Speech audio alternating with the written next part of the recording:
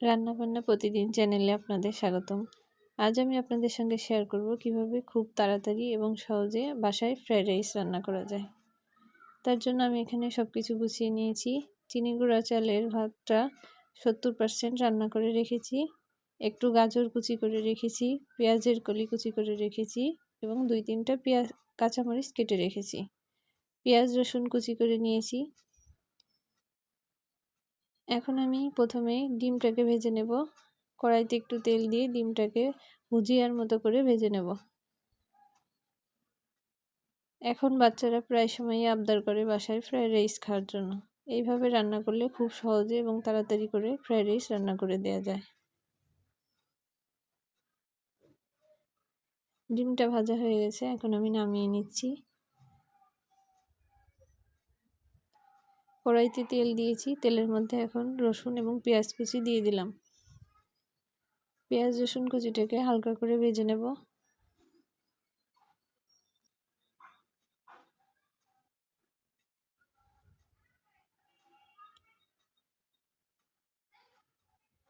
Medium আঁচে সুন্দর করে পেঁয়াজ রসুনটাকে ভেজে নিচ্ছি। আজ আমি ফ্রাইড রাইস রান্না করার জন্য রাঁধুনি ফ্রাইড রাইস মিক্সড মশলা কিনে এনেছি। এই মশলাটা দিয়ে রান্না করলে স্বাদ খুব ভালো হয় এবং তাড়াতাড়ি রান্না করা যায়। পেঁয়াজটা ভাজা হয়ে গেছে, এখন আমি কেটে রাখা গাজরগুলো দিয়ে দেব।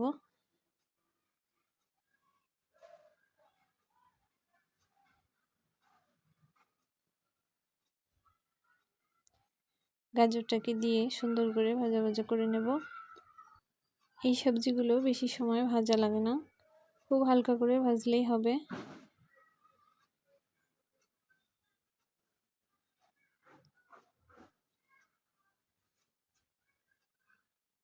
গাজরটা ভাজা হয়ে গেছে, এখন আমি পেঁয়াজ কলি এবং কাঁচামরিচগুলো দিয়ে দিলাম।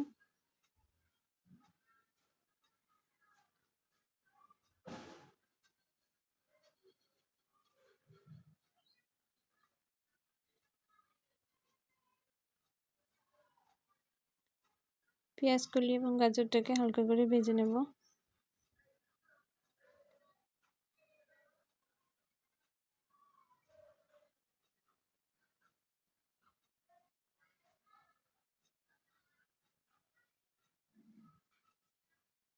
সবজিগুলো ভাজা হয়ে গেছে, এখন আমি ভেজে রাখা ডিমগুলো দিয়ে দিলাম। ডিমটাকে দিয়ে একটু নাড়াচাড়া করে নেব। এখন ভাতটা দিয়ে দিচ্ছি। ভাতটাকে আমি আগে 70%-এর মতো সিদ্ধ করে রেখেছিলাম, এখন রান্না করে নেব। এই পর্যায়ে চুলার জালটা মিডিয়াম আঁচে রাখতে হবে এবং সুন্দর করে নাড়াচাড়া করতে হবে।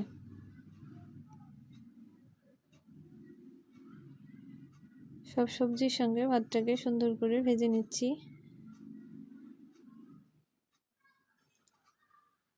এখন আমি পরিমাণ মতো লবণ দিয়ে দেব।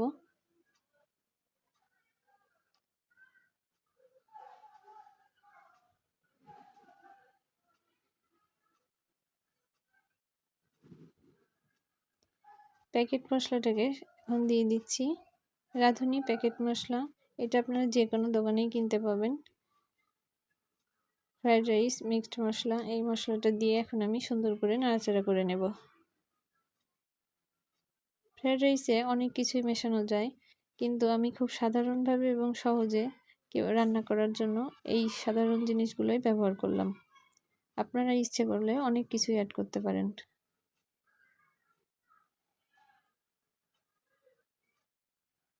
দেখুন কতটা ঝরঝরে হয়েছে।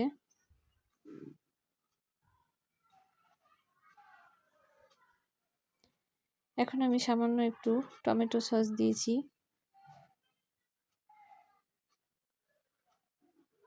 কিছুটা সময় নাড়াচাড়া করে ভাতটাকে সুন্দর করে ভেজে নেব, তাহলেই তৈরি হয়ে যাবে ফ্রাইড রাইস।